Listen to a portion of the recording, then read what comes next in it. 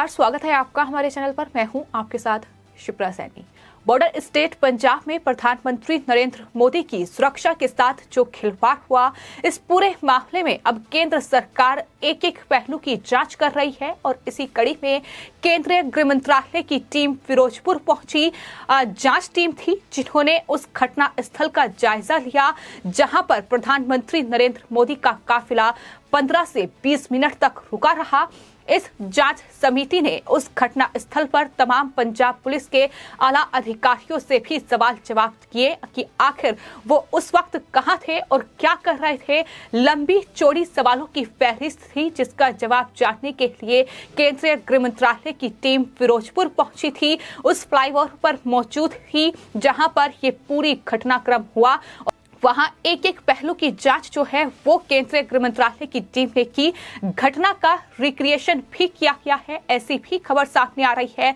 तो जाहिर तौर पर प्रधानमंत्री की सुरक्षा में चूक एक बेहद गंभीर मामला है जिसकी गंभीरता से जांच भी हो रही है और यही वजह है कि केंद्रीय गृह मंत्रालय की टीम करीब 1 घंटे तक इस जांच पड़ताल के बाद बीएसएफ ऑफिस भी गई है, क्योंकि पंजाब एक बॉर्डर स्टेट है जिसका जो सीमा है वो पाकिस्तान से सटी हुई है और ये हम सब जानते हैं कि किस तरीके से पाकिस्तान के नापाक मंसूबे हमेशा से ही कहीं ना कहीं भारत के खिलाफ रहे हैं। पंजाब में आतंक परोसने के लिए ही पाकिस्तान को जाना गया है और यही वजह है कि जब टेरर एंगल का जिक्र इस पूरे मामले में हो रहा है तो कहीं ना कहीं बीएसएफ से पूछताछ भी बनती है और लगातार इस तरीके की पूछताछ जो है वो केंद्रीय गृह मंत्रालय की टीम की ओर से की गई। वहीं पंजाब पुलिस से भी सवाल जवाब किया गया।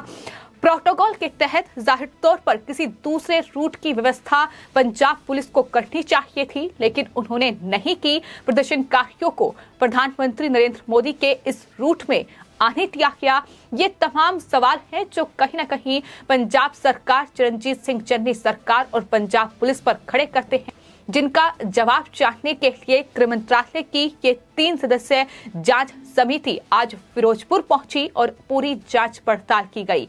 लेकिन इस पूरे मामले को लेकर जहां बीजेपी लगातार कांग्रेस पार्टी और चरणजीत सिंह चन्नी सरकार पर हमलावर है, कांग्रेस शासित राज्य पंजाब जो सरकार है उससे जवाब मांग रही है।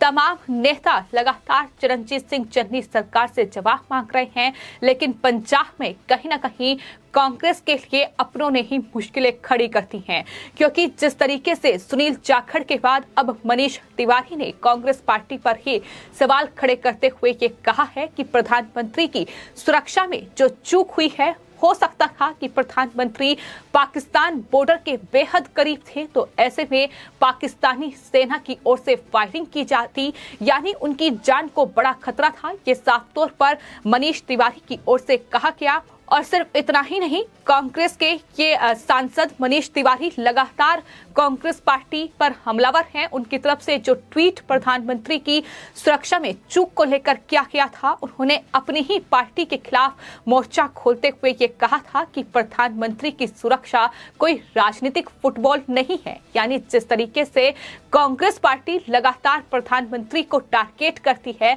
प्रधानमंत्री पर सवाल उठाती है, लेकिन वो देश के प्रधानमंत्री हैं। कांग्रेस पार्टी शायद ये भूल जाती है और यही बात मनीष तिवारी ने अपने इस ट्वीट में कांग्रेस आलाकमान को याद दिलाई है। राहुल गांधी, सोनिया गांधी, प्रियंका गांधी वाड्रा जो देश के संवैधानिक प्रमुख के साथ उनकी सुरक्षा के साथ हुई खिलवाड़ पर अभी तक चुप्पी साधे बैठे हुए हैं, उन्हें कहीं ना कहीं मनीष तिवारी के इस ट्वीट ने आईना दिखाने का काम किया है कि प्रधानमंत्री देश के प्रधानमंत्री हैं, वो किसी एक राजनीतिक दल के नहीं हैं, वो सिर्फ बीजेपी के प्रधानमंत्री नहीं हैं। ये शायद कांग्रेस पार्टी भूल रही है, ये शायद चरणजीत सिंह चन्नी और राहुल गांधी, सोनिया गांधी भूल रही हैं। तो यही वजह है कि अब लगातार कांग्रेस पार्टी के जो अपने नेता हैं वही कांग्रेस पार्टी को आईना दिखाने का काम कर रहे हैं कि इस तरीके की घटिया राजनीति वो ना करें।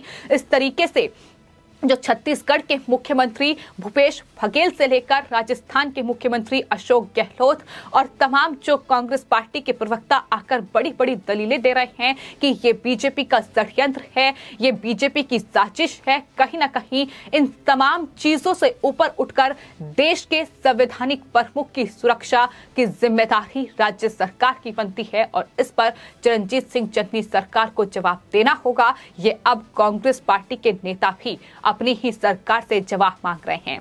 किस तरीके से प्रधानमंत्री के खिलाफ ये पूरा षड्यंत्र और पूरा साजिश रची गई, इसमें एक एक कर अब खुलासे हो रहे हैं। इस पूरी घटना के बाद जिस तरीके से प्रधानमंत्री की सुरक्षा के साथ पंजाब में ये खिलवाड़ हुआ है, एक एक कर तमाम बड़े खुलासे इस पूरे मामले में हुए हैं। सोशल मीडिया पर तमाम वो वीडियोस भी सामने आए हैं जो साफ तौर पर बयां कर रहे हैं कि ये एक सोची समझी प्रधानमंत्री के खिलाफ साजिश थी। प्रधानमंत्री को रोकने के लिए, बीजेपी को पंजाब में रोकने के लिए, और एक एक कर जब खुलासे हो रहे हैं और इसमें एक और चौंकाने वाला बड़ा खुलासा हुआ है कि दरअसल जब पंजाब के तमाम जो संगठन थे वो सिंघू बॉर्डर पर आंदोलन कर रहे थे कृषि कानूनों के खिलाफ, उस वक्त ही प्रधानमंत्री के खिलाफ ये षड्यंत्र और साजिश रच दी गई थी। 1 दिसंबर 2020 का एक वीडियो सामने आया है जो खालिस्तानियों के द्वारा यूट्यूब पर अपलोड किया गया था। बिल्कुल वैसे ही एनिमेटेड ये वीडियो है जो कहीं ना कहीं बयां कर रहा है कि ये पूरा षड्यंत्र था प्रधानमंत्री के खिलाफ। और बीजेपी नेता कपिल मिश्रा की ओर से ये वीडियो ट्वीट किया गया है जिसमें साफ तौर पर देखने को मिल रहा है कि यूट्यूब पर 1 साल पहले जो वीडियो खालिस्तानियों ने अपलोड किया था, इसमें प्रधानमंत्री नरेंद्र मोदी फ्लाईओवर के ऊपर नकली किसानों द्वारा रोककर घेर कर मारने की कोशिश की जाती है। और इस जैसा ही वीडियो जो है वो अब सामने आया है। वीडियो में साफ तौर पर दिखाई दे रहा है कि प्रधानमंत्री का काफिला जो है वो फ्लाईओवर से गुजर रहा है और तमाम खालिस्तानी जो हैं, ये तमाम जो आंदोलनजीवी हैं, ये ट्रैक्टर पर मौजूद हैं और इस तरीके से प्रधानमंत्री के काफिले को रोका जाता है।